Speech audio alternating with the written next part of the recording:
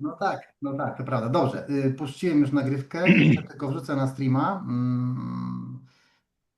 Transmisja na Facebooka. Okej. Czy ja tutaj mam wyciszone? Dobra.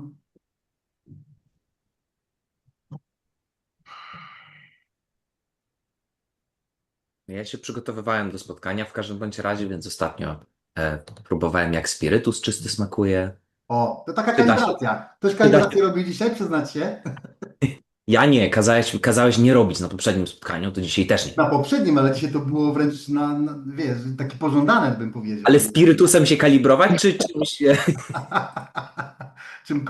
Czymkolwiek, bo to wiesz, trzeba od razu, wiesz, nie ma miękkiej gry, tu zaczynamy co pada od najsłabszego, od 59 i 1, Woda to jest. ale Woda. mimo wszystko jest to rzecz, no dość mocna. Ja zaraz wracam. Idę po spirytus. Dobrze, dobrze. Kuba, gdzie ojciec? Do Wiesz, Andrzeja pojechał gdzieś. na wsi? Ale powiedział, że wskoczy jeszcze na Okej, transmisję. okej. Ale wzięli zestaw, zaniósł mu, więc może dołączy. A Andrzej też, tak, wziął? Pewnie tak. Dobrze. Okej. Zobaczmy, czy mamy już transmisję, czy to mi się wyświetla. Dobrze, wygląda na to, że jest. Dobrze, dobry wieczór wszystkim. Witam już oficjalnie na pierwszej degustacji, pierwszym masterclass spotkaniu degustacyjnym, zwało jak zwało, 2026 roku. Tak jak dwa poprzednie lata zaczynaliśmy z przytupem mobą z Republiki Południowej Afryki, będąc takim dosyć sporym przekonaniem, w zasadzie chyba analizując wszystkie degustacje z tamtych lat, to line-up zawierał równo jakby mocnych rumów, tak? Bo gdzieś tam było od 62, 3, 4% mniej więcej w tych okolicach w górę rumy. A zwykle jest tak, jak większość z Was bierze udział w moich masterclassach, czy naszych, no to zwykle to się tak trochę miesza, tak? Zaczynamy gdzieś tam około 40 paru, kończymy tam pod 70 parę, a tam były wtedy ciągiem mocne. I miałem takie, szukając w trakcie już minionego roku koncepcji, pomysłów na to, to, czego jeszcze nie zrobił w Europie, czy w ogóle na świecie. I szukając tych pomysłów, pomyślałem sobie, kurde, no dobra, mam kilka elementów. No nie chcę mówić teraz o nich, aby nie wiem, jakieś poczucie zaskoczenia wywołać w tych z Was, którzy będziecie chcieli wziąć udział w tych projektach. Natomiast pomyślałem sobie, że chyba nikt nie zrobił degustacji na samych największych potworach, takich prosto z destylatora. Jak się idzie do destylarni i się nakapuje, to jest tam te 70, czasem do 80 kilku procent. A niekiedy to jest bardzo, bardzo przyjemne doświadczenie, szczególnie w okolicznościach destylarnianych. Ale no, jak wiemy, nie zawsze tak się da, więc pomyślałem sobie, żeby przyjść do Was z tym do domów. Więc jeszcze raz, witam serdecznie na najbardziej szalonej degustacji. Pierwsza w tym roku, pierwsza taka, Kim jest z nami drugi raz, pierwsza degustacja z Kimem, ojejku, z rok temu była, może trochę dalej. I dotyczyła ona takich ciekawych projektów, różnych butelkowań, różnych destylarni i wokół tego się obracaliśmy, tak? Teraz wybrałem najmocniejsze, co ma w ofercie. Mam nadzieję, że nie zostawiliście pootwieranych gazów, kuchenek i tym innych podobnych zdolnych do samozapłonu. Więc zaczynamy. Kim? This is the moment for you, for your company, for everything you want to tell us about your company. Okay. Well, hi. Hi. I have agreed to talk a little bit about our company, how we started, and then we have to drink the rum on the ways. And I think if we take a little bit of the beginning of our company. It was actually a hobby project. We started back in 2016, just as a hobby, because the guys who started the company was rum geeks, and we just wanted to meet sometimes, drink a lot of rums, have a good time, maybe buy some bottles at a fair price, because when you have a company, you can get some discounts. And that was actually the start of the company. And after a few years, we talked about this could actually be much more fun if we made something that no one else has did. So we talked about how can we make some rums, how can we push the limits for making rums that no one has even thought about making. And the first of those rums, the first rums we actually made was some sweet rums and some cask strength rums back in the days, just for fun. We made some rums to a rock band called Pretty Mates. It was very sweet, very easy drinking, but not that much fun. And the first real rum that we made was made back in 2019. We had a new rum fest in Denmark called the Nordic Rum Fest, made by a guy called Daniel. And he had this idea that he would make a kind of Nordic whiskey live with a lot of participants. And we talked about, we want to be there, not as guest, but as exhibitor. But if you are an exhibitor, you need to have some rum that you can actually pour to the customers. And at that time, we didn't have that many rums. So we started thinking about what could we do, and found some unaged Jamaican rums from Hampton. We had approximately 3 months. So we put it in small 40-liter Madeira casks in 2 months and 19 days. And then we bottled it at 85.6, because we actually didn't know how to dilute it and calculate what should it be, and if we put some water in it, will it be too much, or what can we do? So we didn't do anything. We just bottled it. We got 170 bottles, and went to the fair and thought we would be the guys. And we was not.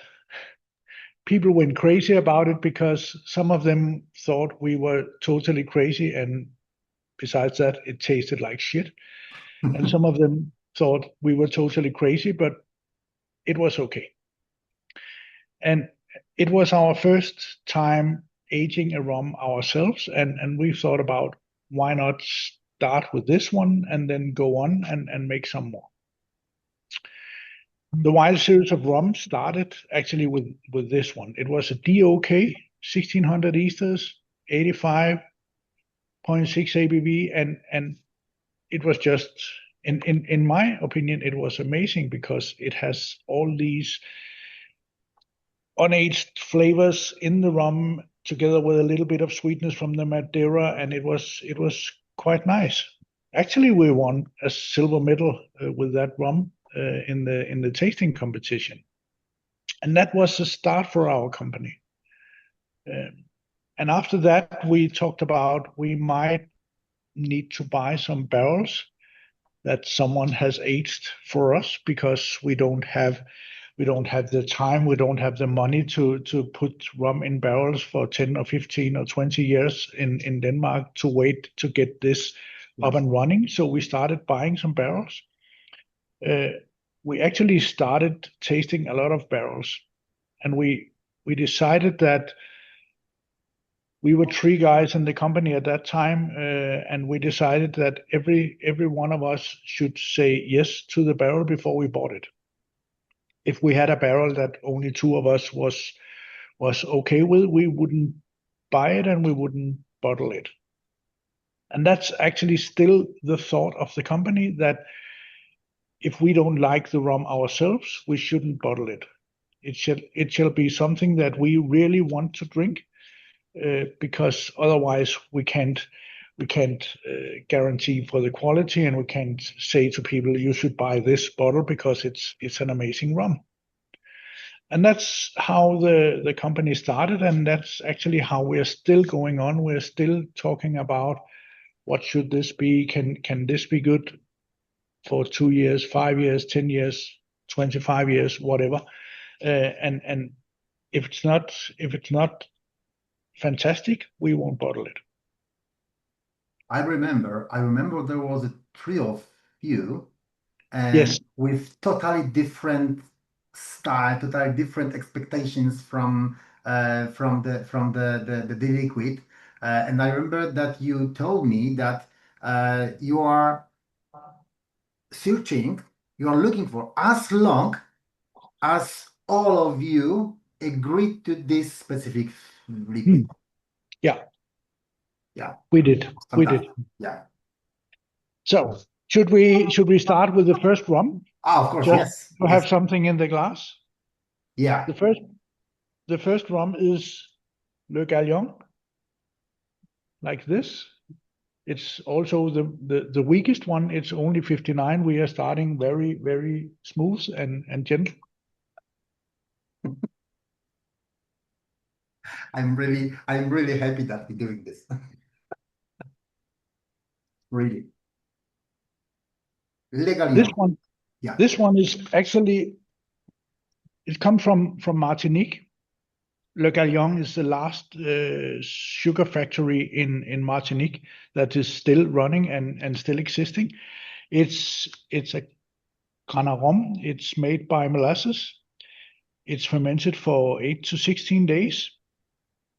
It's approximately 500 esters, and they use some kind of vinasse in their fermentation to get the ester count. It's actually the Martinique answer for Jamaican rum.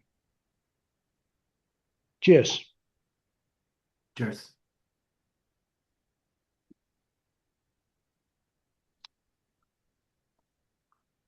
To be honest, La Galion is really one of my favorite distilleries projects from Martinique. Because I'm during all of these years of drinking, testing, judging, whatever rums, my palate was changed. Of course, it's normal, and I started to maybe not drink, but looking for crazy stuff. Yeah. Because when you have crazy stuff, you can do with it many different things. Yeah. So that's why I started to looking for it and try it, and my palate was changed. So when I tried many different type and projects from Martinique, first time I tried Le Galion, not very long time ago, 3 years ago, maybe 4, maximum 5, maybe Yeah. somewhere during this situation with pandemic situation, yeah. Yeah, the COVID. So maybe in somewhere in that time, and I was super surprised in that moment. So yeah, so I like it a lot. Yeah. When I tasted this for the first time, it was at one of my very good friends, Joshua, at Yeah. 1423. Joshua came with something in a plastic barrel and say, "You need to taste this." I said, "Oh, I don't want your lighter fluid or whatever you're coming with." And we tasted it and said, "Okay, how can I get some of this?" And this was our first attempt to make a full distillery strength rum in small black bottles. And this one is amazing. It has so much flavor. It has so many sides in it. It's keep on growing on you. So actually, some years ago, we thought about maybe this one could be even better if we put it into some barrels. Mhm. And when we get that kind of ideas, we are normally trying with 40 liters in a small cask first, So we took 40 liters of this, put it in a small cask who has been seasoned with sherry, PX sherry, and then we thought about we will leave it there for 2 years, and then we forgot about it. Hey. So we have a lot of these Um, small barrels, and it was just lying there, and we had a lot of other things in our minds, and we needed one of the partners in the company wanted to get out, and it was actually when we moved our things that I found this barrel and said, "Whoa, what is this? Could this be ready for drinking?" And it was absolutely ready for drinking. And at that time, there was only a little bit left in the barrel, but it has raised the ABV to 68. Instead of 59.1, it was 68. And that's because when we barrel things in our warehouse, we have a very low humidity. So what happens is that it's the water who is evaporating before the alcohol. And that's something that we are very fond of because we get a little bit more rum out of it and a little less water. So we made this as a special bottling for the Czech market. They had this bottle in their Christmas calendar, and it's quite amazing. And actually, I don't even have a bottle to show you. So Okay, maybe I should contact with someone from Czech Republic. yeah, you should. Alcohol CZ. I saw 3 days ago they still had 1 or 2 bottles left, but it's not a lot. There was only 42 bottles in total. Okay, So you need to talk to them. I will It- definitely. I will. It's really good. May I ask a question? Do you hear me? Yeah. Yes. Yeah. Go ahead.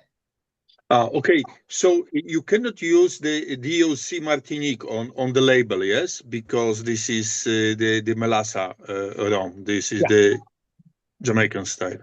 Yeah. Mhm. Uh, Okay. Lucas, it's not the point. It's not about molasses or fresh sugarcane juice, but this is about specific. You can use name of specific distillery when you buy the liquid, not straight from them. Not because you can. I'm not sure. Are you asking about this one or not?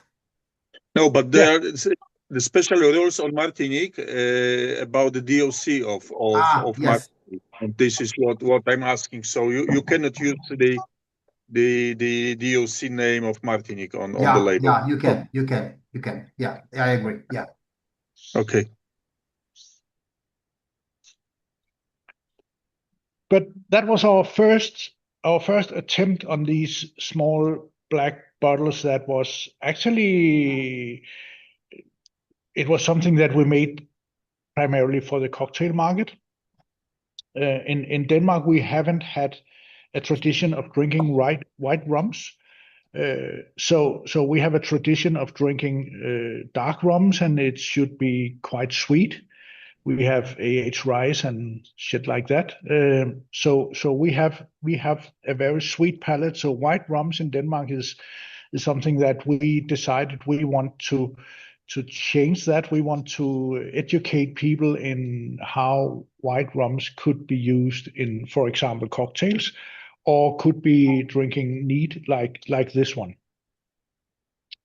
And after the first one, we made another one. We made actually a DOK that is not on the tasting tonight because we have a TECC instead, and we found different rums of this kind of this type that is amazing, has a lot of flavor, and was something that we could get at full distillery strength. Because when we're working with these kind of rums, we always want to try them at full strength to see what can we get if we get this at 80 or 75 or whatever. So the next one we need to try in our glass is from Guadeloupe. It's a rum from Guadeloupe, or from the distillery called Montebello. Yeah. It's made of red cane juice, 3 different types of red cane, sugar canes, and they have all grown on a mountain with volcanic soil. And that rum is quite special because it's a blend of 3 different rums. They have taken these 3 different kind of sugar canes, crushed them, fermented them, made 3 rums, and then blended the 3 rums together. But all of them was the red wine type, yes? Yes, Okay. red Okay. canes all the way. Okay. So you only have the type of canes that is taking the taste from the soil instead of the air. And the bottle is like this one. Mm-hmm.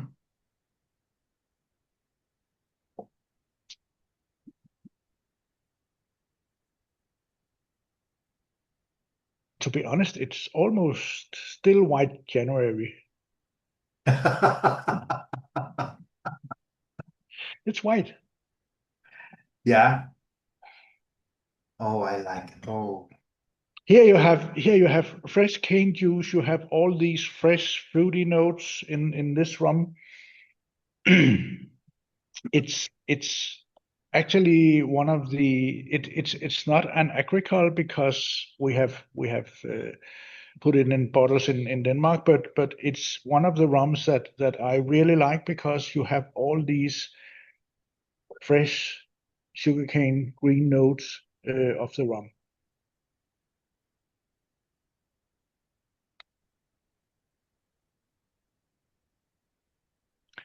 Montebello is one of the distilleries who is actually still using a steam engine to crush the canes, and Mhm. they're crushing over 8,000 tons of canes every year. So they are making a lot. Yeah. Yeah. Yeah. It sounds very, very, Cheers. very huge. Fun. Oh, it started to be super interesting. Yeah. Funnily enough, I find it to be less aggressive than the Legalion. And not Yes. because it's the second one in this, but in general, I find it to be smoother. Yeah. Actually, we have a funny story about this one, because when we are talking about what should we do with a rum, we are tasting it white. And Michael, one of the partners in the company, he's not so good at white rums. He thinks white rums is something that is not finished. And we were sitting one afternoon and drinking some rums and trying a new batch of white rums. And when he tasted this one, he was like, "Oh, it's amazing that you can sit here and drink a rum around 60% and it's not burning, it's just smooth and delicate." And I was like, "This is not 60. This is over 80. I think it's 82, 83 maybe." And I was totally wrong because it was 83.1. And he was like, "It can't be 80, 83 because it was smooth. It's not right to say it's easy drinking, but it is. It is a rum that you can drink as it is. It's not a rum that need any kind of water or anything. It's just smooth and delightful. Yeah, and this is because, mostly in my opinion, because of richness. Because there is a liquid where you feel ABV when you feel alcohol in general, and you like it or not. And when you try liquid, even 90%, doesn't matter, but very, very rich, you feel all of these things, Mm. not only alcohol. So no, in such moments, I feel this is a very, very good quality. Yeah, in my I'm normally asked that kind of question when we come to tastings or at fairs around Europe. It burns because it's too hot, it's too high ABV, and I say it's not about the ABV, it's about the craftsmanship. It's about how the master distiller has made his job, yeah, exactly. because all our rums is strong, and it's actually a little bit crazy for normal people to see this and drink things like this. But no one of these rums is actually burning when you're drinking them, because we have chosen some rums who is a very high quality of the distillate, and that's I think that's the most important thing about this, that if you are going to make a rum like this in an ABV over 80, you need a distillate that is very, very well balanced and where the alcohol is very integrated. And you can actually get something like Bacardi, and people will say if it's 45%, it will burn all the way down the throat. Yes, Yeah. it will, because it's not made for drinking neat. Actually, could you maybe say what parts of the distillate or the aging process would actually impact how it drinks? Because on one hand, I can drink say an 84% Hampden from Colossus rum, and it doesn't really burn. On the other hand, I can drink 46%. Well, 84% is a little bit of a of over. But in general, like 60% rums can be very smooth, very, very nice. Yes. Meanwhile, a 46% black tot, the previous edition, the black one, not the orange one, not the new one, burns quite a lot more. And same here, 83% was quite nice. Meanwhile, Galion was much more aggressive, even though I tried Galion again once right now, and it burns less. So I wanted to ask you, what would you say has the impact to turn around hotter or less hot? I think actually that it's the way they ferment the distillate before they distill it, and then when you start the distillation process, you need to be very careful about how much of the heads and the tails you are getting into the distillate, because if you're taking too much, if you're cutting too soon on the heads and too late on the tails, you will get these burning feelings. And we are very aggressive about that. We don't want things like that. We want the smooth ones. And I'm actually quite agree with you about the black tot. It is not that smooth.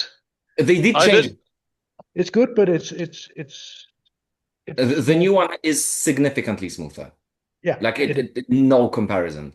And No. so is the last consignment, actually. yeah.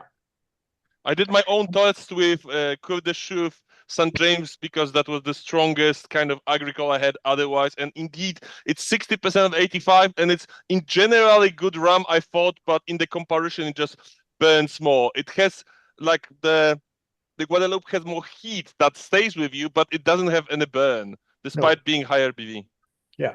There is a distinct quality of these kinds of rums, the high percentage ones, such as the Plantroy OFTD, which has a characteristic burn, but it's a different kind of burn than the Warmth. Yeah, it's like warmth, yeah, and you feel it's like hot. It really kind of irritates your skin, but it's not the typical burn of a worse alcohol or an alcohol that just burns more. No. It's like it's warm, yeah. Kim, and the thing you said with the heads and tails, does it mean that basically chemically it's not the ethanol that burns, that some other chemical compounds that come from the distillation? Because that must be the explanation, right? Yeah. That's a part of it. That's a huge part of it. If you're getting too greedy and you take too much of the ends, you will get that kind of thing. But some people say heart only can be also a bit boring if you take only the middle of the heart. Yeah, it can be. Because head are for everyone. It's a Yes, mainstream. and Head is you mainstream. know it's a balance, and some of us will, when we talk about, for example, TECC or DOK, we Yeah. want an extra part of the tail, but it's a balance. It's always a balance. I agree. But actually, when we are talking about very smooth rums that has a lot of esters and a lot of taste, we have we have made something like this. It's Yeah. called Denmark Yeah, I because remember it's made in Denmark. And the first rum that we got from this distillery was put in our distillery series, and it comes from a small whiskey distillery in Jutland. They made some rums under the pandemic, because they didn't have anything else to do, and they had got some molasses, and they talked about how could we make a very decent rum. We don't know anything about rum. They make some amazing whiskeys, but that's another tasting and another ball game. So they started fermenting this molasses, and actually didn't know a lot about fermenting molasses. They were normally using barley, and it was 48 to 72 hours, and then it was finished. This one was fermented for 8 weeks, because they thought that as long as it was bubbly, it will still be fermenting something. And the first rum that they made, that we bottled, was released in March 2025, and it was actually a high Easter rum from Denmark. We haven't measured the amount of Easters, because there was only 125 bottles, so it was not worth using that kind of money. But it's was very high. I gave something for Daniel from Velje, and he was quite certain it was around 1,000 Easters. And they didn't take anything of the head, and they didn't take almost anything of the tails. But they made a lot of mistakes on the way, and it was turning out quite well. Is it the skunk from Joshua's Brothers, like another high ester rum from Denmark?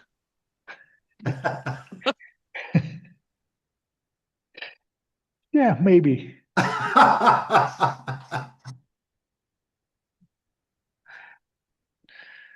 Yeah, maybe. Maybe. So, should we go a little bit away from the Caribbean and go to Australia? Yeah. Australia is looking like this. Comes from a small distillery called Killick. Mhm. Actually, Australian rum has been there for a lot of years, but this is very special. It's three guys who is making some very nice, very special rums, and they actually are doing a little bit the same that we are. They are pushing the limits for what can you do, and they have made many different things. They have made a lot of spiced rums with chocolate and vanilla and things like that. I'm not fan of spiced rums, but I know there's a lot of customers for that. They are only making about 30,000 liters a year, so it's very small and it's very special. And this rum was something that I got a little sample of and took it to a tasting. And I asked the customers at that tasting if they wanted this one or one of the other ones that I also have got to be the next one in the Black series of rums. And they were actually pointing of this one because of this very deep smell of strawberry. Yeah, I totally agree. I remember my first my first moment when I tried Kilik, it was, I don't know, also not very long time ago, maybe 3 years, maybe 4 years ago. It was maybe three. It was experimental things. Yes. Someone sent me the samples from Australia, and my first thought was, okay, this is in for that moment most interesting Australian rum I ever tried before, Mm. because let's say Bundaberg Bandy, it's boring rum. Yeah. We almost all of us here knows Billy, yeah. Yeah. Billy and Steve McGarry could do many different, very nice things. Also, Valier bottled four or three casks, different casks. Yeah. But this one was because in the same moment I was looking for some crazy stuff from different places all over the world, and this one was for me. Okay, I I don't like it a lot, but it is interesting, and I see not this one, not well this one here, but it was 3 years ago. Yeah. Yeah.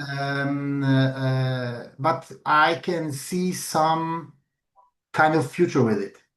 And a year later, maybe more or less, or maybe a couple months later, Joshua present us SBS Origin Collection selection with Kilik, and I was super.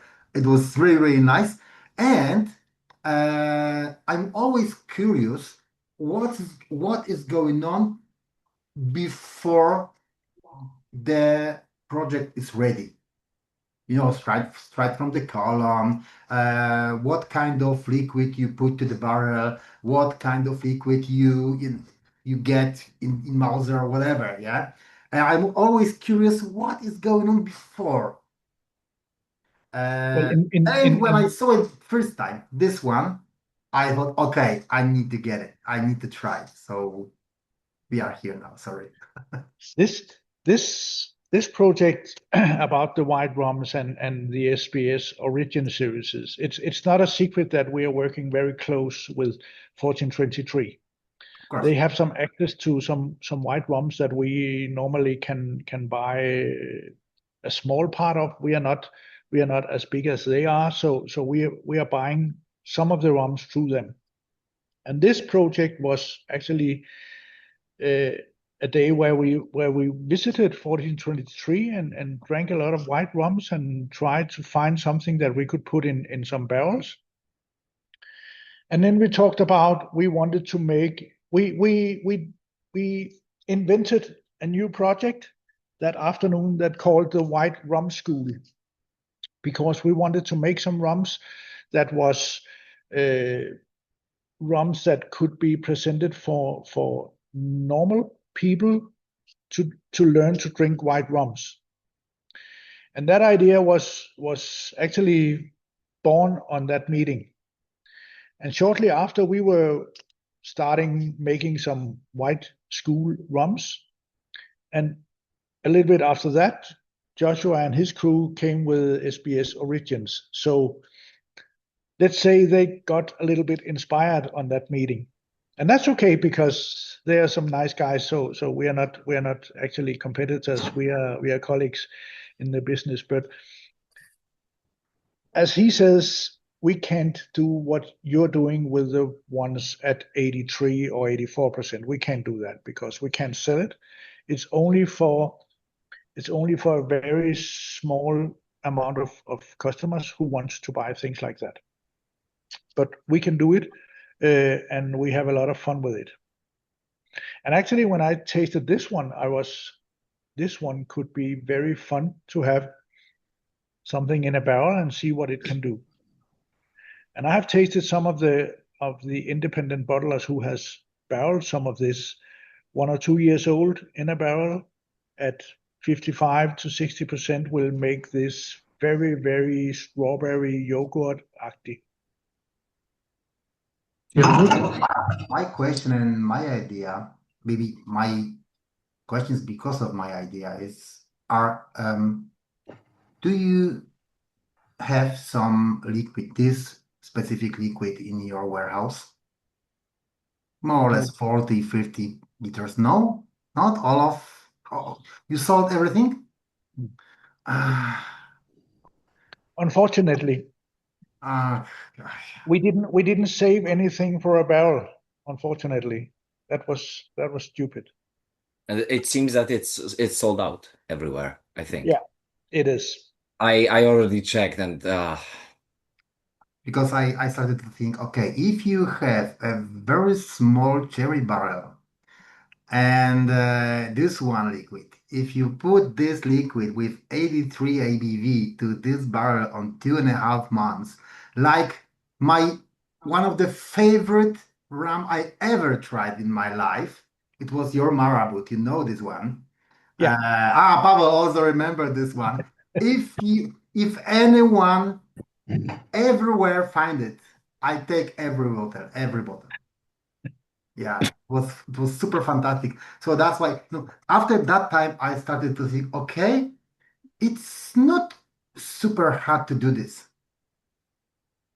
No, it's not. It's not super hard to do this. It's just about how should you put it? If you just have to dare to do it. Yeah. But wouldn't it go but- wrong sometimes? I mean, like sometimes you can get something better than everything else, but it's a little bit like single cask, but even more is something so brave, have a high, isn't it like with a high potential to backfire and be like quite nasty? Yeah, this is the Did you never experience that? Like, did you tried like some small barrel, like strong liquid, like it was supposed to be great, and you said, nah, maybe let's put some blood, let's hide it somewhere. It doesn't work. May I ask a question? Yeah. Yes, because this rum is, of course, is very rich, very tasty, and very unique. And what I'm finding in this is something like the umami, something which I'm finding in Asian fermentation starters like Q.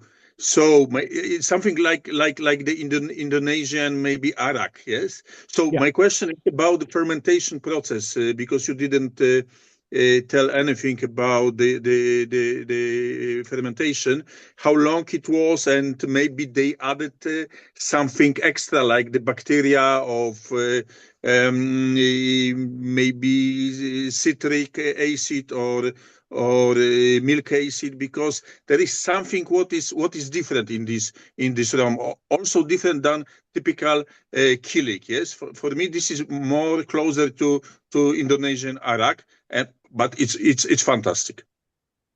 Actually, I didn't mention anything about the fermentation because I don't have any clues about the fermentation. I've tried to get some information from the guys at the distillery, but they're not that keen to tell about what they're doing.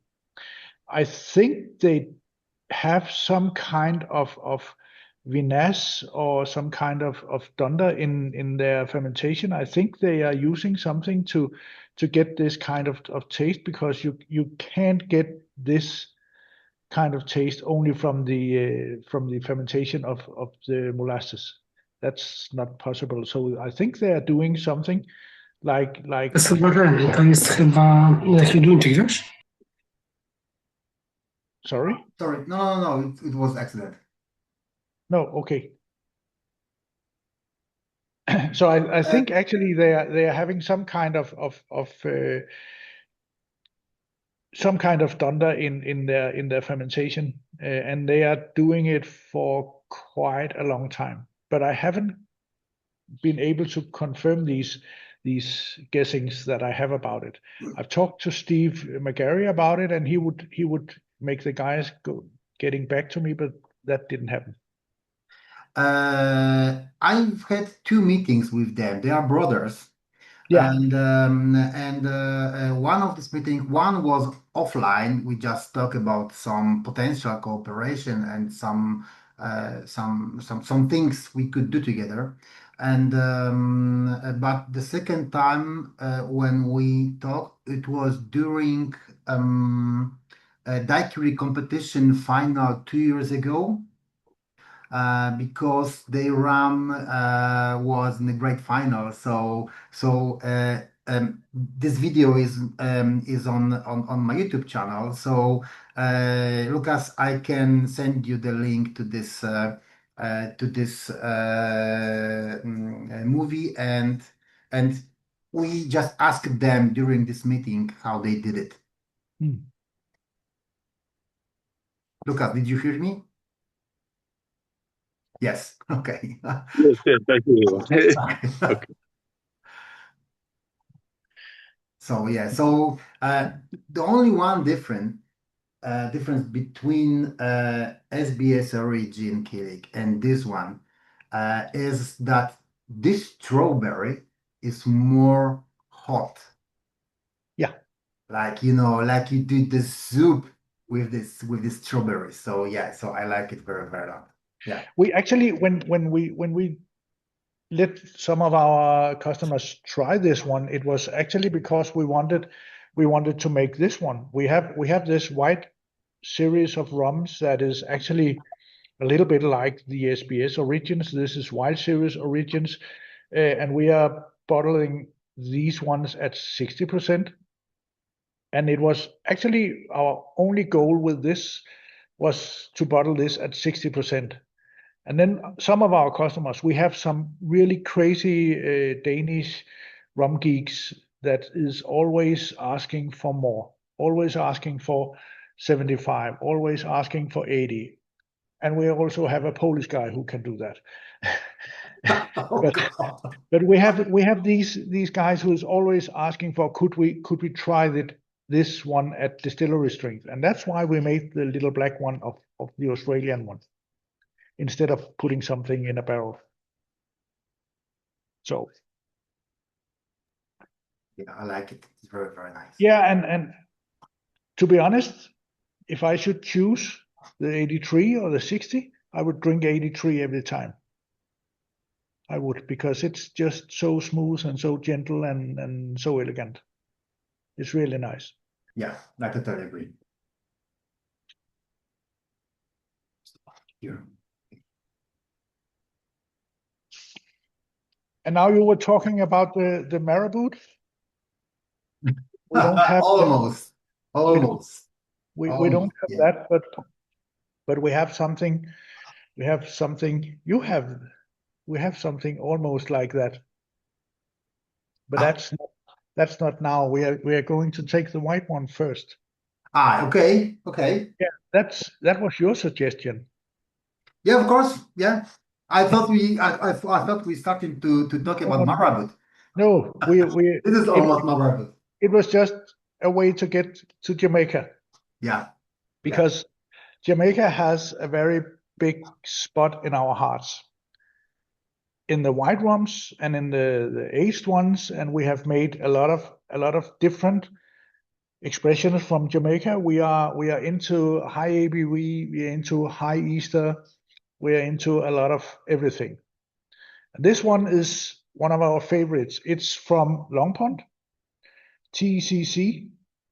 First time I tasted TCC was actually Velje, who made some bottlings 5 or 6 years ago and presented them at Whiskey Live when it was down by the river. And we tasted that, and I was just, whoa, this is really crazy. We need to do something like this. We need to get some of these rums because they can do so many different things.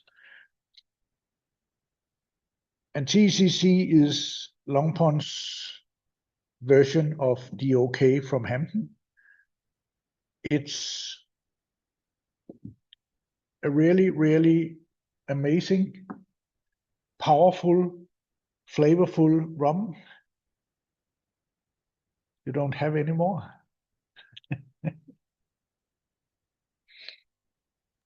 It's empty. But I have one more bottle for the festival this year in Poland. Actually, I got a little bit in panic when I saw the picture on your screen because I didn't know if I had a bottle, so I found half a bottle. This is our last tasting bottle in the company. It's not This the one. Marathon. Yeah, It's yeah, yeah. Because I tried to find this bottle on your website and I didn't find it. you So haven't it's looked. sold You out. haven't looked. You have this. We have this historical bottles. All we have made is there. Okay. This is Wild Series number 61, and it is under the historical bottles. So, but before we go to this, we need to try the TECC white. This is a whole other ball game.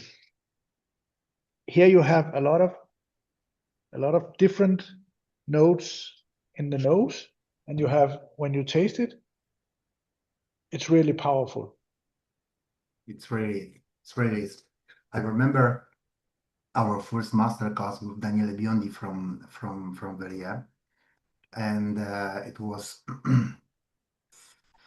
I'm not sure 4 years ago or maybe even 5 years ago, and I remember it was in December, and it was my first masterclass with Hyester masterclass.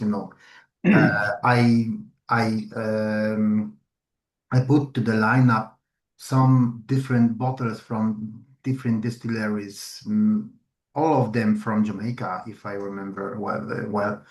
And of course, Daniele Biondi explained before we try first glass, first rum.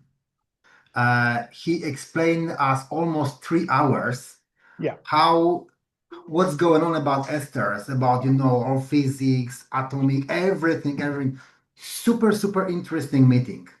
But after 2 hours of meeting, people started to ask me on WhatsApp, Chris, when we could start to drink. Okay, turn off camera, let's do this. And after that, Daniele asked me what's in the lineup because he didn't know.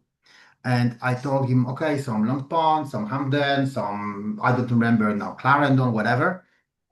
And the strongest, highest ram in that moment in the lineup was, I don't remember, 2 years, 20-year-old Long Pond with 1600 PCC, yeah. But it was 60 something ABV. I don't remember, 60 something. Mm. And when Daniele realized that we have that kind of stuff in lineup, he just did a cross for us and turn off. And that's it. That's it. Yeah. From that time, we did a step levels, few step level up. So this is a moment when we try almost the strongest we Yeah. we could try. We had Daniel, and I have a huge love for him. He knows everything that is to know about Easters and chemicals and things like that. And he has, I don't know, 300 slides, maybe 400 slides that you need to Yeah. see before you get to drink anything. Exactly. And we had this tasting in Denmark with him, and he was it was right before the whiskey fair in Kolding last spring, Mhm. and we had this tasting Thursday night, and I went there together with my partner and a lot of geeks from our local rum club, and some of the guests at that tasting was asking about something at higher ABV, 1600 Easters, but higher ABV. And he looked at them and said, okay, you want higher ABV? Yeah, we want something at higher ABV. And then he pointed at our table and said, talk to the crazy guys. It's not for us to make. So they have actually decided not to go that high on the ABV. And I think it's right to not to do that because that's that many customers who want things like this, but it's a small part of the rum community, and we are happy to serve them. But like, yes, it is small, but like single casks are very popular. And Yeah. I guess every of the high ester stuff, crazy stuff you do is similar to single cask. So if single casks sell, why don't you have few hundred people who want to buy crazy stuff? I think I'm Yeah, surprised you're the only one doing it. Yeah, exactly. And and single cask sells, and we make only single casks because, well, it's what it is. And we have actually made them 2 or 3 years in a row for Berlin Rum Fest. We have actually made the Marabut for Berlin Rum Fest, and we have made several others for Berlin, and people is coming year by year and asking what do you have for next year. Sometimes we don't know. Well, often we don't know what we have for next year because we are not planning 2 or 3 years ahead. We are just planning on the way. And I had a guy at Berlin Rum Fest who asked when we was packing our stuff down and the fair was over, "Are you coming next year?" "Yeah, we are coming next year." "What do you have for us?" "I don't know." "Will it be strong?" "Yes." "Could you put 2 bottles aside for me?" So I told him, "So you're actually buying 2 bottles of my rum without knowing what it is?" "Yeah, because you said it was strong." So people know that we can do these extra high ABV things that actually taste good. Yeah, It's young and it's quite strong. yeah. I used 3 bottles. I bought 5 bottles, and I used 3 of them to one for Masterclass, our Masterclass over a year ago, and one to for the festivals. Everyone who tried Marabut was in shock, really. It was.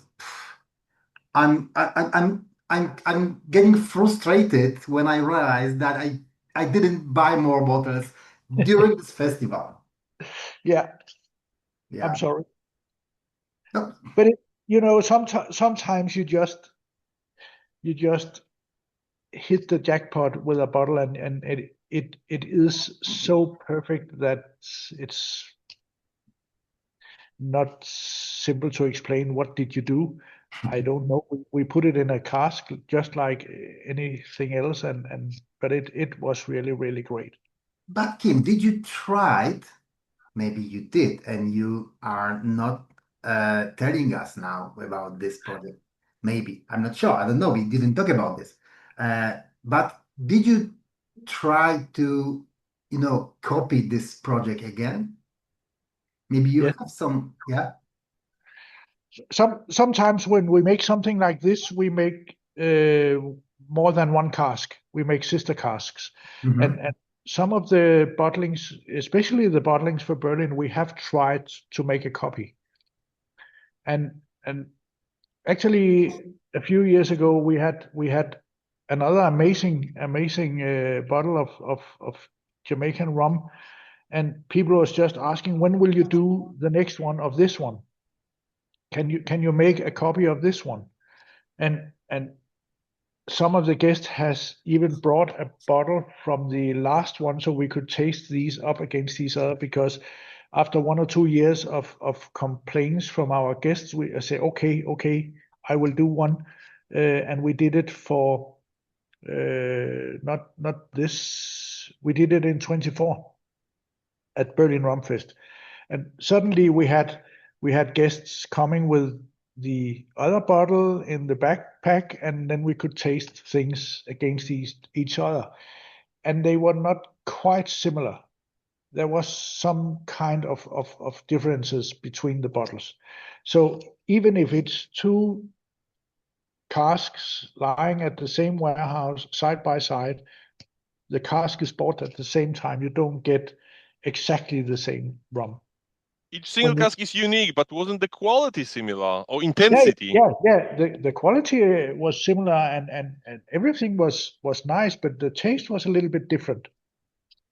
And that's what I find most charming or most amazing about single cask, that you always have these small differences. The wood is changing a little bit from tree to tree or whatever, and even if you have two casks bought at the same time, placed at the same warehouse with the same rum, you get two different rums. Chris, that's the time for socks and cheese Foursquare story. Yeah, it is. It is. So let's go to the. Chris is waiting for this one. He's impatiently waiting for this one. This one is actually the same rum that we had in the white one, but this one has been aged 2 years. 2 years and a little bit more than 2 years. And there was only 250 bottles of this one. We have had it in a PX seasoned cask, so you have a little bit of sweetness from the sherry, which I find is rather nice to a rum like this. But you know what? Usually I'm trying to test, to try new rum for me separately, totally separately. Because you know I need to have a fresh palate to note my thoughts, you know, everything to judge the rum. And this is probably the first time I'm trying this one after the unaged. Yeah. And now smelling totally differently. Totally differently. Yes. Than separately. And you actually need Oh to wow. drink it. You Oh. need to drink it in a glass with the right logo on it. You know, it tastes so much better. I believe. I believe. I think the best thing about comparison, you can eliminate the common element and see only the cask influence. Yes. Yeah. Here in the cask version, it's a little bit more dry in the mouth. You have a little bit more tannin in the taste on this one. It's very good. It's very good. I remember we talked about this barrel a year ago. I don't Yeah. remember, a couple months ago.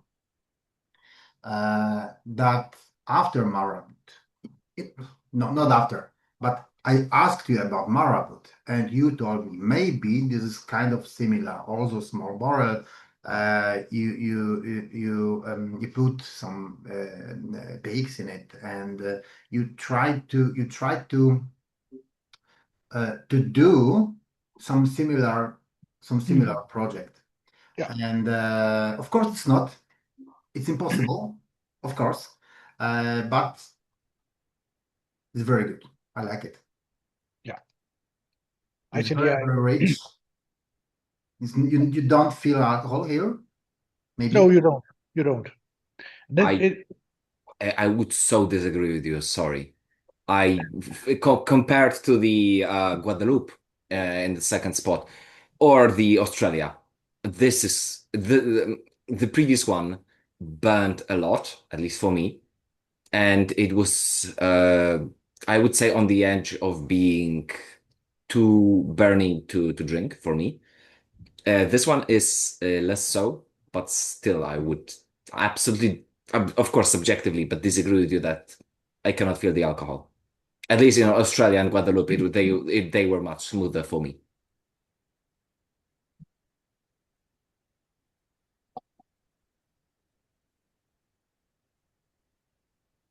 That's quite okay.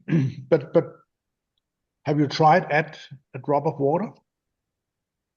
No, I have not actually. Let me do that right now.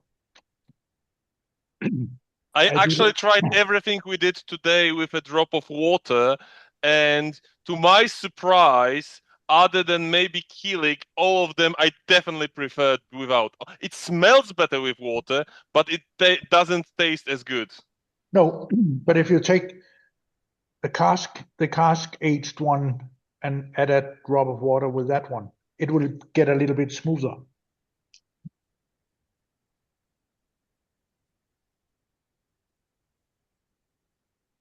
The unaged one, water definitely helps, but doesn't solve the issue, I would say. It burns both on the tongue and in the throat. Let me try the Cos one.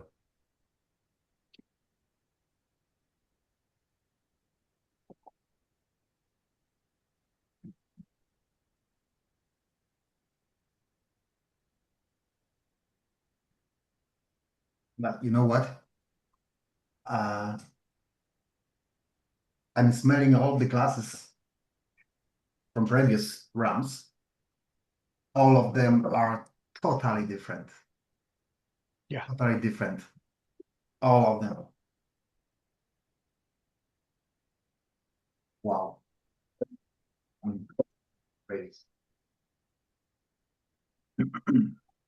I have a fun fact because, like we were talking earlier, how basically the H1 and NH are nice to see next to each other to see what is the change element from the cask, and I actually found some plantation PX60 that's basically garbage rum in PX cask, and actually this PX60 tastes like the element that differentiates the unaged and aged TECC.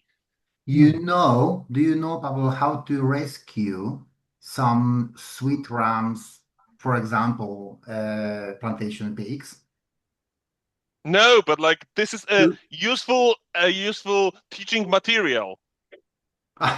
Okay, if you want to I'm rescue, actually curious if I would add some of plantation PX60 to the unaged one, will I get poor man's version of the aged one?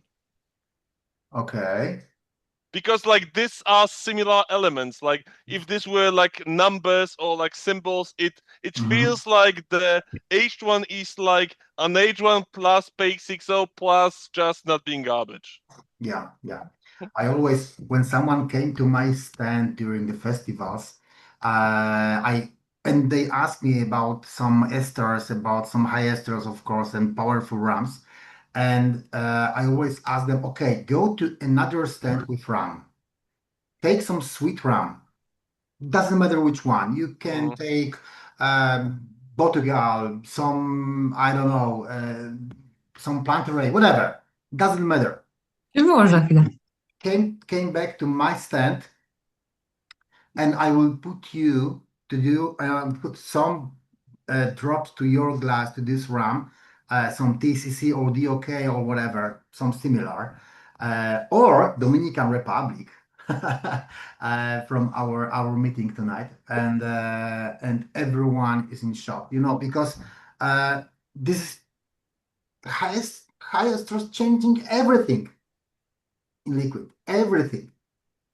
So if you want to rescue some plantaray or whatever, But it's not a rescue. I would say the normal plantation XO is a lamb I disrespect. It's not good. And PX60 is actually nice in a way because it has the same element of like PX spices that the HTECC has. Like yeah. actually I kind of like this element of PX60, and similarly to Black Tot Solera, I don't Mhm. like at all the orange Black Tot. I really like Black Tot Solera. I think this is also this PX element elevating RAM in a really nice direction, and I think this is the same translation that's happening to this TCC. I Yeah, like both of them, but the direction of the change is same in all three.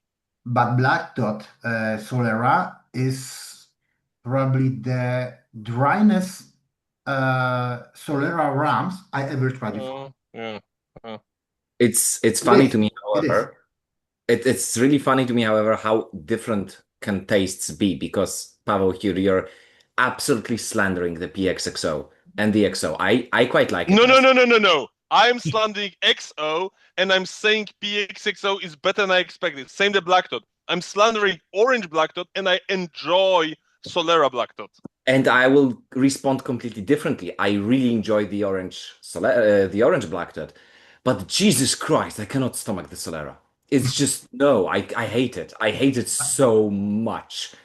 I, Same with my girlfriend. She hates it.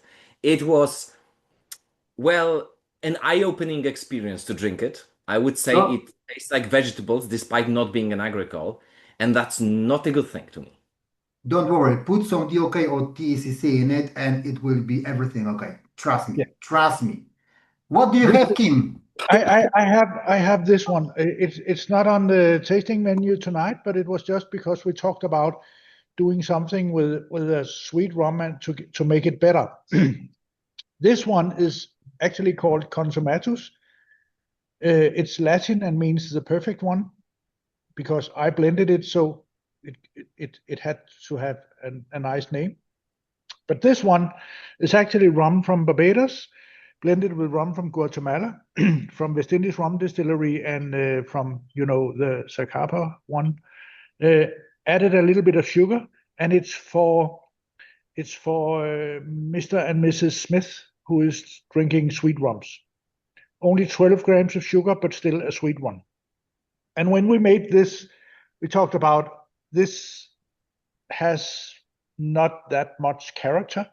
So we added a little bit of DOK at 85%, not too much, so it was too overwhelming. But when you taste this now, actually, I can drink this sweet rum and enjoy it because when you have swallowed it, afterwards, on the back of the tongue, you get this Jamaican notes that is so Exactly. amazing. Exactly.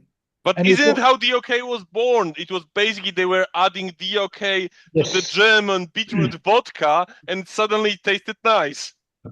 Yeah, we had a masterclass with EA Shear with on the previous year's Rum Festival in Wrocław, and it was kind of that. They were presenting how, for example, they're creating different drums. Yeah. We had to blend just a tiny amount of like 2 or 3,000 grams per hectoliter ester rum. We were supposed to pour it in the glass, swirl it around, toss it. Yeah. Almost nobody actually did it. Everyone drank it, and the guy was kind of surprised. But then we added almost vodka-like rum, like almost completely flavorless, Yeah. and just that tiny bit on the glass. That was enough to make it from a garbage to a complete what I would use to clean a processor in a computer. It made it into something that is actually quite nice, quite drinkable. We then added some aged component, and as such, it was like a masterclass on how they're blending the rums. How do you do it? And this is exactly how it works. And I remember during the Ramlov Festival last year, 2025, there was a guy who was running with the huge bottle, very, very big bottle. And inside was everything, some Zacapa, some Botuca, some Planteroy, whatever. And he came to my stand and he asked me, Chris, you need to try it. Oh, give me the glass, give me the glass. I asked him, what's inside? He said, everything. Okay, do you have any Jamaican style type of rum inside? I'm not sure. Try it. So I tried. It was delicate, of course, some Central America stuff, of course, it's normal.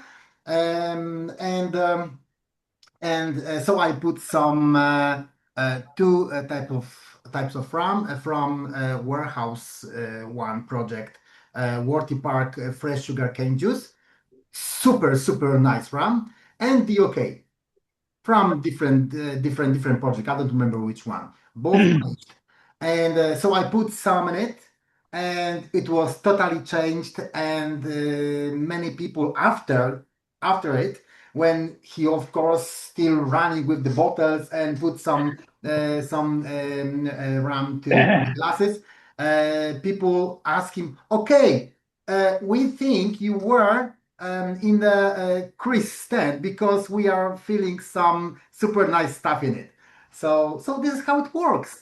Yeah. Totally changing. If anyone is curious, I actually did that. I added to the unaged TCC some PX60, and the first taste is similar. The aftertaste, yes, it's like Xero, but the first taste before aftertaste starts is actually surprisingly similar if you blend unaged TCC with plantation PX60. It's like the same direction, just not done as well. But Okay. that's what Jamaican rum can. As a high Easter Jamaican rum is just doing that kind of thing. They are adding character, they are adding a lot of taste, and they are changing the rum that you have in your glass before that. And actually, most of the high Easter rums was actually only intended as a supplement to the other rums, just to give them a little bit more character. Now, a lot of rum enthusiasts and a lot of rum geeks has changed that kind of thinking. So now we're just drinking things that is, well, if we're hearing Richard Steele, he would say it's not intended for drinking, but we are all doing it. As to quote someone on that masterclass with AA Share, when he told us to toss that glass, one girl said, "I am gonna do it. It's against my religion." You cannot just use rum, good rum, to flavor some other rum. It's a blasphemy. If you have something like the DOK or what we have in these glasses, you have to enjoy it, Yes. not waste it. Also, that's why people should bring few extra glasses with them in the pockets, especially if they're like super tiny ones. Yeah. Smaller than a hand. Always Yeah. have two of these in your pockets on a festival to be able to compare a few things. Yeah. That's the most useful thing you have heard from me today. Yes. My glass, I have the same, you know it. My glass has its own name. Maybe some of you. I think it's still recording. Yeah. Yeah, I won't say it here. No. Guys, let's go to the last one. You The know, last one is this one. Dominican Republic, yes. Dominican Republic. You know what? Let me start here. Yeah. This one, exactly this one is the reason we are talking about these Rams tonight. Because so many people, when I saw this one first time, you know, mostly when we think about Dominican Republic in general, Rams came from that island. We usually see some I don't know, Barcelo, Brugal, whatever, super delicate wraps, yeah, just for fun, for to the breakfast, to you know, ramen and coke, whatever, but not super strong. It's for mass market, and that's okay. So when I saw first time this one, and I thought, oh, I need to try. I need to check how it works, how it tastes, whatever, everything. And I remember when the Rams came to my place. I remember I ordered this one and Kilik in that moment. It was 1.5 year, maybe 2 years ago. I don't remember. Doesn't matter. And when I first time tried it, I thought, okay, I never drink some acetone before. I'm not that kind of guy. The guy, you know, I just don't drink acetone. Just don't drink this everything from Castorama for our markets. Yeah, you know what I mean. And but if I did, this is probably exactly the same profile. So I decided, okay, I need to show it in my festivals. And from the very beginning, when people like you, for example, Pavel, or some of you guys here. Chris, what do you have? Some interesting, some super hot stuff, some some some very very heavy stuff. What do you have? What's new? And when I put only a few drops to the glasses, and all of these people thought, "Oh, fuck, what's going on here?" And half year ago, during one festival, came to my stand, very nice girl, very nice, super delicate in the, very nice girl. And she asked me, "Oh, hello, my name is, and I've heard that you have something, it will spank my face, just spank my face." And I said, it was probably this one. And she was in love in second. So in that moment was my some changing thoughts, because okay, so I think I need to show to all of people in Poland this round. So yeah, it was nice experience for me, really. And right after, I don't remember the next festival or two next festivals. This one got the medal. I don't know how it say. It was chosen as the most interesting ram of the whole festival. Sorry, again, that was the SBS Dominican Republic? No, this one. Oh, this one. All right. 93 ABV, Dominican Republic. Totally different. Totally different. Everything you ever tried before from this island. Kim, this is your. Why you did it? We did it because we can. Yeah. And actually, with this one, it was because we can. This is so crazy, so delicate. So we need to try to do this full blown 93%. No one has done it. Actually, some years ago, I went to the UK Rumfest, and before the UK Rumfest on Friday, there's a small event where some bottlers who don't have a lot of money and can participate in the real UK Rumfest, they can be there for the wholesalers. And we had this guy from Jamaica, huge guy, black as a coffee bean, and very nice guy. And he has this sign: "Try the world's strongest rum." And I looked at Michael and Klaus and said, "I'm going there." No, you're not. You don't embarrass us. But I was going there and I say, I want to try. It was only 84, so it was quite weak, but it was okay. And we talked about Sunset, quite boring. yeah, exactly. And we talked about, oh, so you have the strongest rum in the world? Yes. So, okay, but I have one at 85.3. And he was, no. Said yes, and I showed him a picture, and he said, okay, this is the second strongest rum in the world. I said, no, because I also have one at 85.6. And he was like, okay. He said, yeah, and then I have this one at 93. So, okay, he was saying, this is the strongest rum in the UK.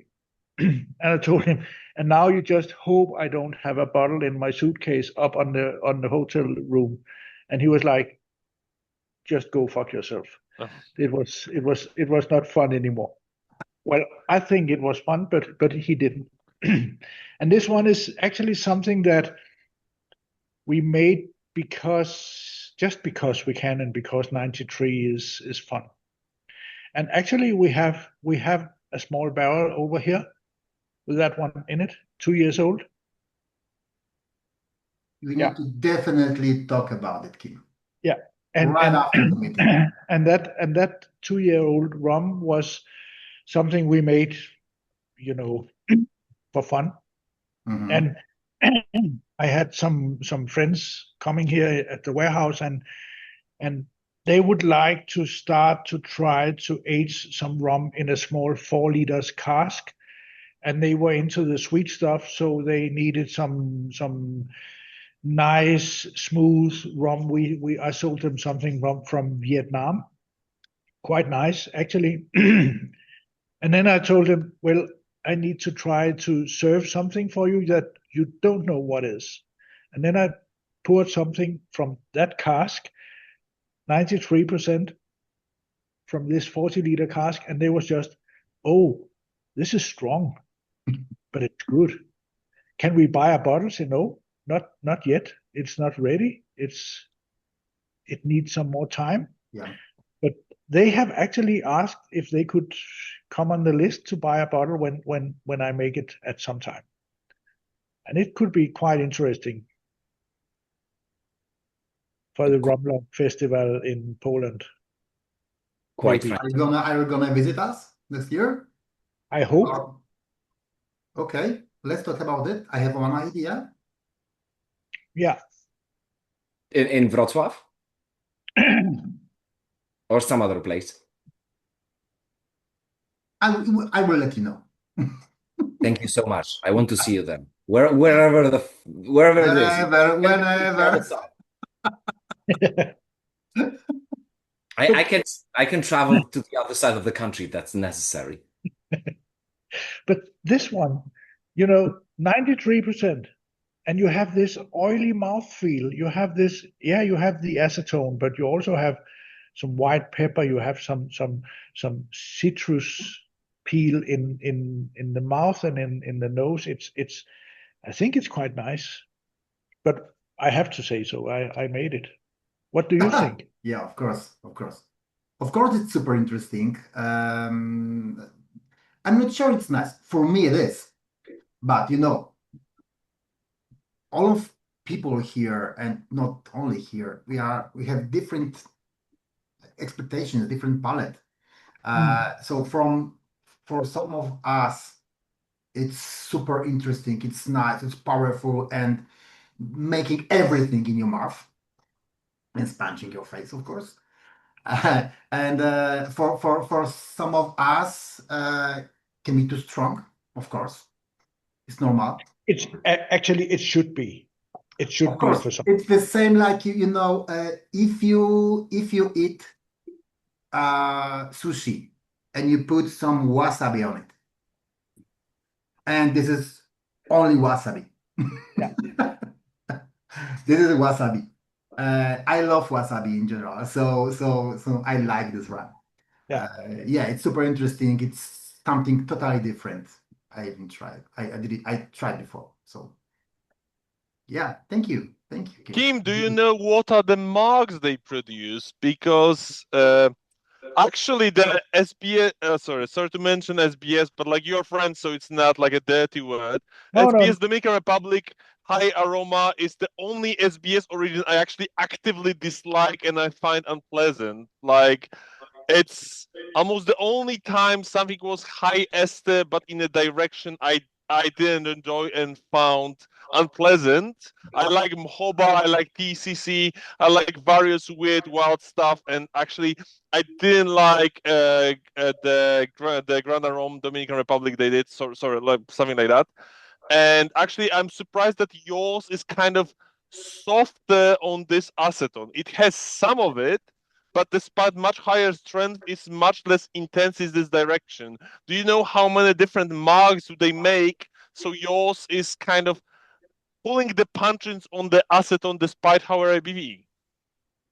No, actually, this one is the same distillate that they made for the SBS origin, but they have added so much water, so it's only 57. Mhm.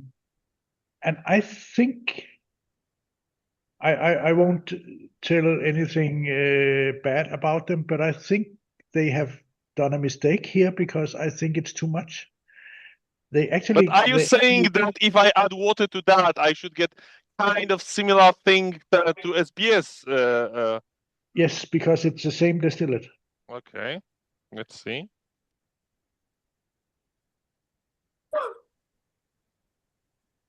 I think it burns less than the long pond, to be honest.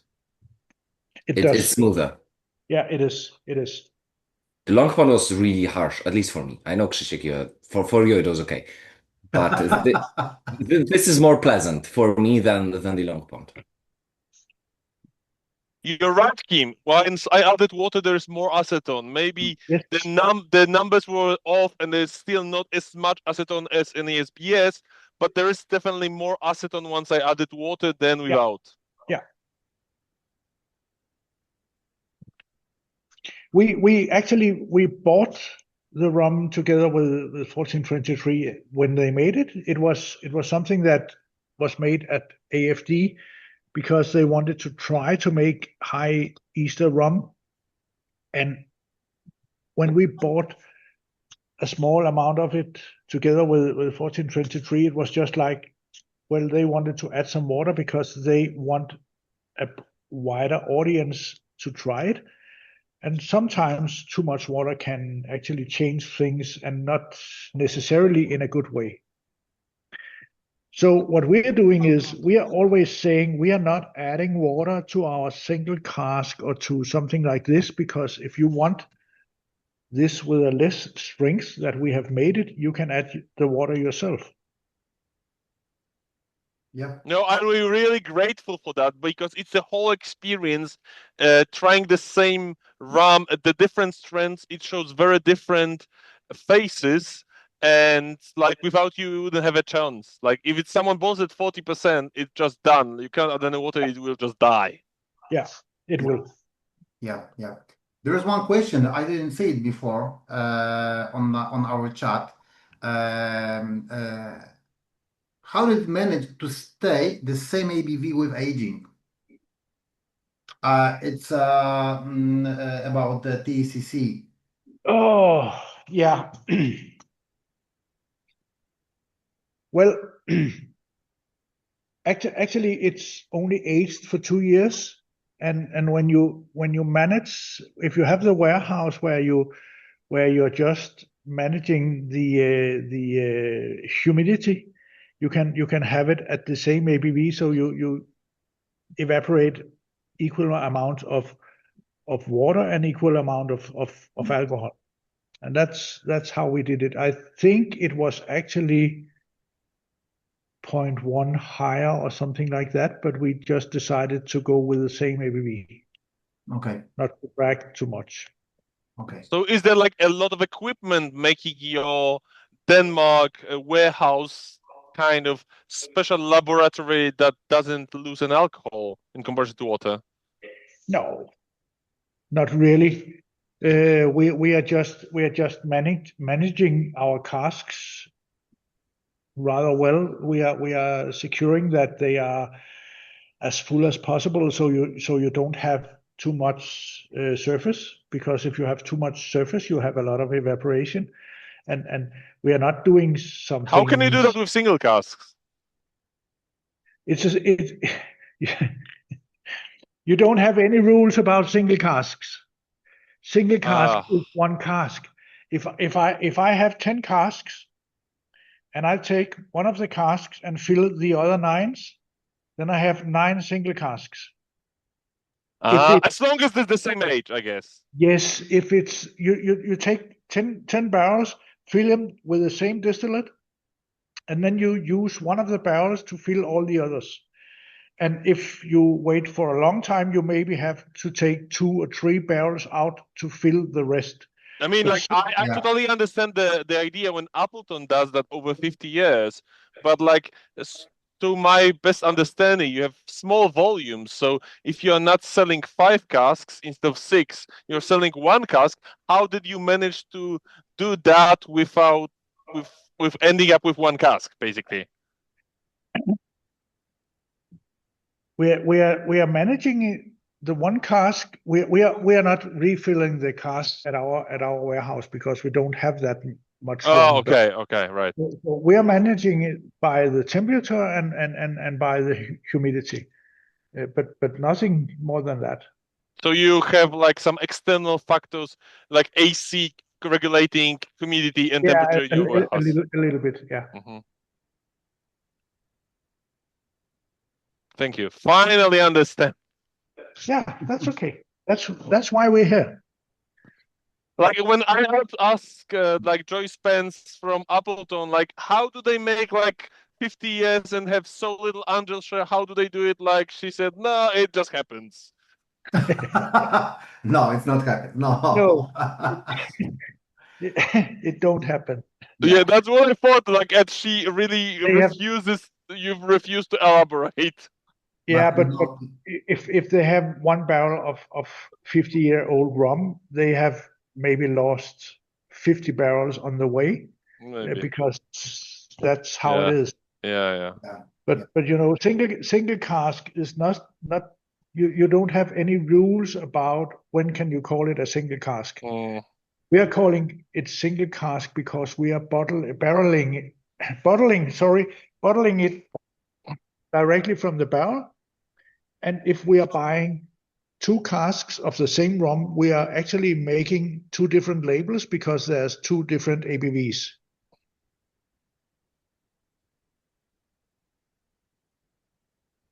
okay, guys, any questions to Kim about this, about the project, about the lineup? Maybe you want to vote for the best rum of the evening? Not all of you, I know, not all of you are drinking, I know. I think we have the best one. Which one? Dominican Republic, of course. Strong disagree. It's actually my least favorite. It's still high quality rum, but it's my least favorite tonight.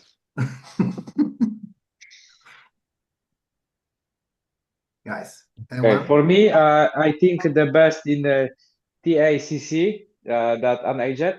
And second one is wait. Where is Guadalupe? This one.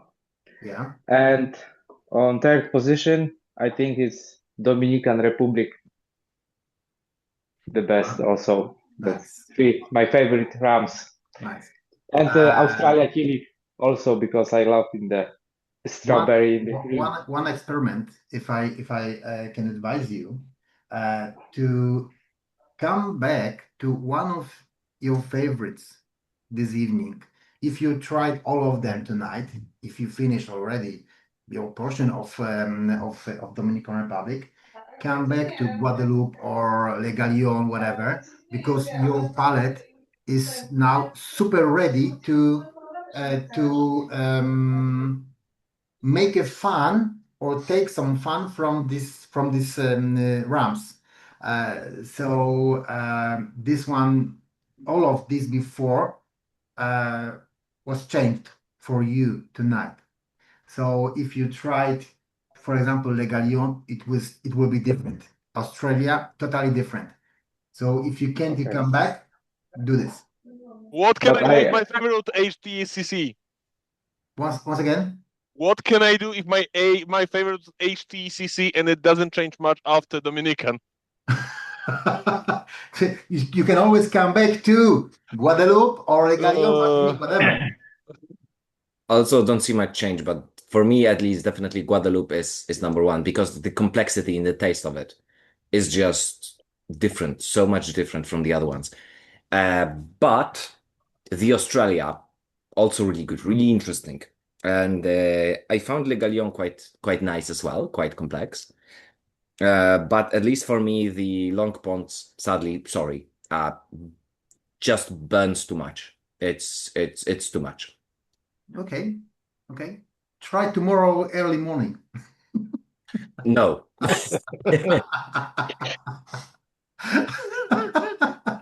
If you resend us more bottles, more samples. Yeah, I will. All bottles. You know it's recording that you will. We can use it in court. I know. We have to stop the recording. Yeah, I know.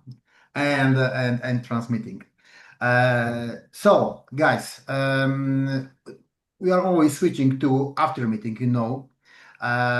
So I want to thank a lot to Kim for doing all of this crazy stuff. I hope you won't stop, and I will come back to you about questions. What could we do together Yeah. because I didn't. I realized this year that I have in my, you know, I know many people. I just met many people who like crazy stuff.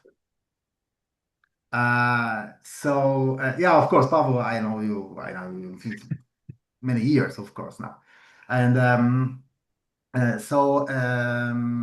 because I have some ideas to do some RAM projects, one of them or maybe more should be crazy. Should be Mm. crazy. So we had to definitely talk about this.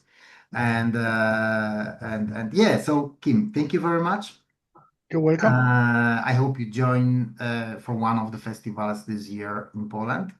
And Yes. we will talk about it. I'll advise you which one will be the best, maybe Mm. you decide. Yeah. And yeah, and I hope we'll see you soon. We Yeah. will. We will. Have a So nice evening. so Kim, one more time. Thank you very much. We are switching to after meeting to talk something about these rounds, Perfect. and we will be in touch. Yeah. Have a nice Yeah. evening. Thank you. Bye. Thank you, Kim. Thank you very much.